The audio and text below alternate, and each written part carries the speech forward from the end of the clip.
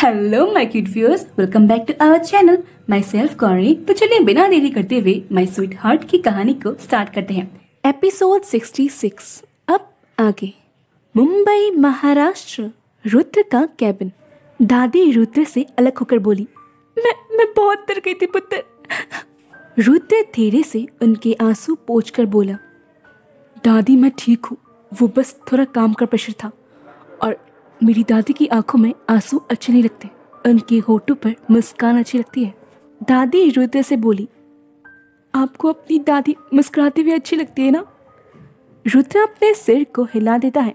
दादी आगे बोली, तो चलिए अपनी दादी के साथ अपने घर। अपने घर? रुद्र की बात सुन दादी बोली, रजावत मैंशन। रजावत मैंशन का नाम सुन रुद्र दादी से दूर होकर बोला, दादी प्लीज, मैंने आपके लिए पूजा रखी है पुत्र। दादी बोली। रुद्र पीछे मुड़कर बोला, दादी आपको पता है फिर भी क्या पुत्र, आप अपना बर्थडे नहीं मनाते, इसका मतलब ये तो नहीं कि हम आपके लिए पूजा भी ना रखें। बर्थडे का जिक्र होते ही रुद्र की मुट्ठी कस जाती है। वहीं जानवी अपने मन में बोली, आज सर का बर्थडे है।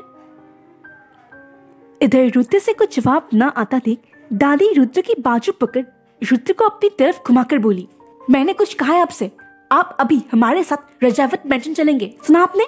रुद्र धीरे से उनकी उंगली हटाकर बोला, दादी मैं रजावत मैंशन हरगिज नहीं जाऊंगा।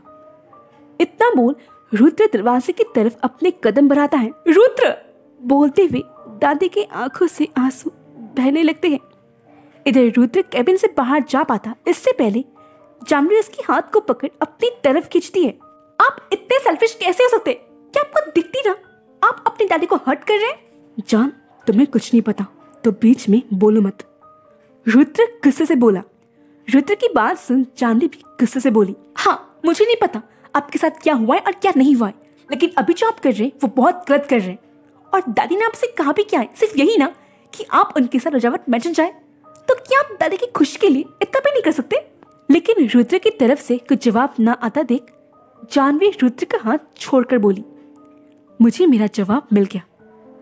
फिर दादी के पास आ उनके बहते हुए आंसू को पोंछकर बोली, दादी आप उस शख्स के लिए आंसू बहा रही है जिन्हें आपकी कोई फिक्र ही नहीं।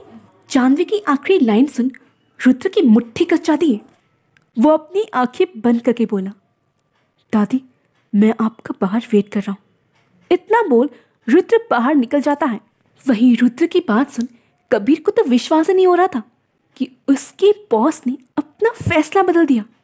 इधर दादी के चेहरे पर एक प्यारी सी मुस्कान छा जाती है।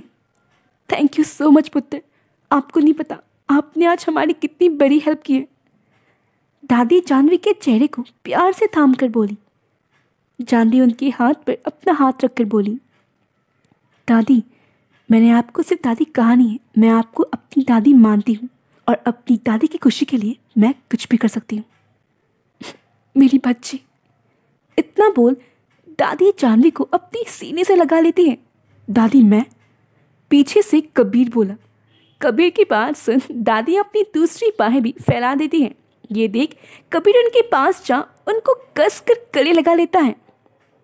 कुछ देर गले लगाने के बाद जानवी दादी से अलग होकर बोली, दादी अब चली, वरना कहीं आपके गुस्सैल पोते का मूड ना बदल जाए।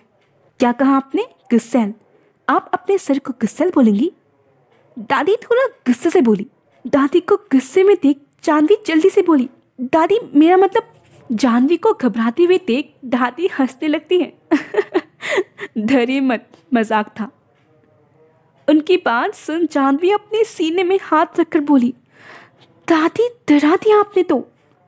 जानवी की बात सुन दादी हंसने लगती हैं। चलिए चलते हैं अब, इससे पहले आपके गुस्सैल बॉस का मूड बदल जाए। जानवी भी मुस्कुरा कर अपने सिर को हिला देती है। इधर कॉलेज में वो शख्स सावी का फोन छीन जमीन पर फेंक कर बोला, तेरी इतनी हिम्मत।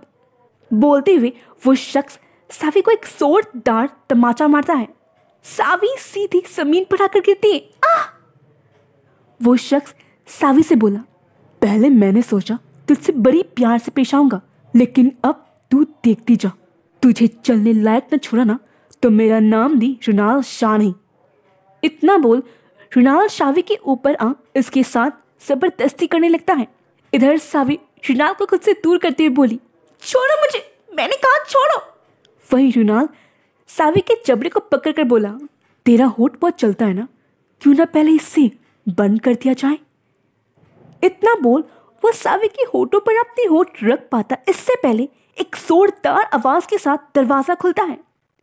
आज के लिए इतना ही, मिलते हैं अगले एपिसोड में। Bye bye.